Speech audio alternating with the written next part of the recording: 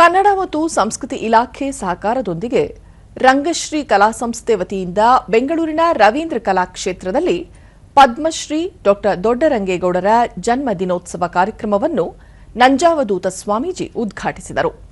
ಈ ವೇಳೆ ಶಾಸಕ ಎಸ್ಟಿ ಸೋಮಶೇಖರ್, ನಟಿ ಜಯಮಾಲಾ ಮತ್ತಿತರರು ಉಪಸ್ಥಿತರಿದ್ದರು.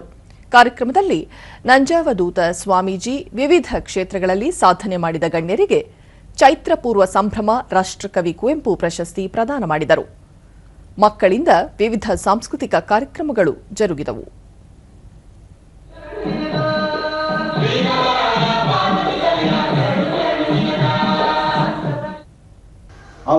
ಈ ವೇಳೆ ಪ್ರಶಸ್ತಿ ಪುರಸ್ಕೃತ ಕೆಎಂ ನಾಗರಾಜ್, ಕುವೆಂಪು ಅವರು ಕಲುಷಿತ ವ್ಯವಸ್ಥೆಯನ್ನು ಪ್ರಶ್ನಿಸಿ ಪ್ರತಿಯೊಬ್ಬ ವ್ಯಕ್ತಿಯೂ ವಿಶ್ವ ಮಾನವರಾಗಬೇಕು ಎಂಬ ಅರಿವನ್ನು ಮೂಡಿಸಿದರು.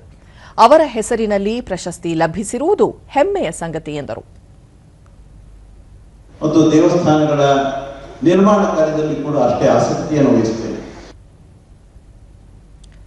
ಪ್ರಶಸ್ತಿ ಪುರಸ್ಕೃತ ಜಸ್ಟಿಸ್ ವಿ ಗೋಪಾಲಗೌಡರು, ದೊಡ್ಡರಂಗೇಗೌಡರು ಇಡೀ ದೇಶದಲ್ಲಿ ಬರಹಗಾರ, ನಾಟಕಕಾರ, ಶ್ರೇಷ್ಠ ಕವಿಯಾಗಿದ್ದರು. ಅವರ ಸಾಮಾಜಿಕ ಬದ್ಧತೆ, ಮಾನವೀಯ ಮೌಲ್ಯಗಳನ್ನು ಸಂರಕ್ಷಿಸುವಂತಹ ಮಹಾನ್ ವ್ಯಕ್ತಿಯಾಗಿದ್ದರು ಎಂದು ಬಣ್ಣಿಸಿದರು.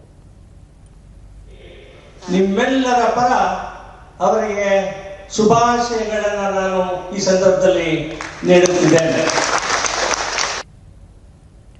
ಪ್ರಶಸ್ತಿ ಪುರಸ್ಕೃತರಾದ ಡಾ ಜಯಮಾಲಾ, ಕುವೆಂಪು ಹೆಸರಲ್ಲಿ ಪ್ರಶಸ್ತಿ ಲಭಿಸಿರುವುದು ಸಂತಸ ತಂದಿದೆ. ದೊಡ್ಡರಂಗೇಗೌಡರು ಗ್ರಾಮೀಣ ಸೊಗಡಿನ ಭಾಷೆಯ ಮೂಲಕ ಗದ್ಯ ರೂಪದಲ್ಲಿ ಅದ್ಭುತ ಸಾಲುಗಳನ್ನು ಬರೆದಿದ್ದಾರೆ.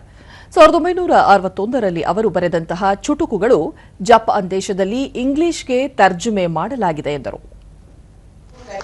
ನಾವು ನೋಡಬೇಕು, ಹತ್ತಿರದಲ್ಲಿ ಇಡೀ ನಾಟಕವನ್ನು ನೋಡಬೇಕು ಅನ್ನುವಂತ ಆಸೆ ಕೂಡ ನನಗೆ ಗೊತ್ತು.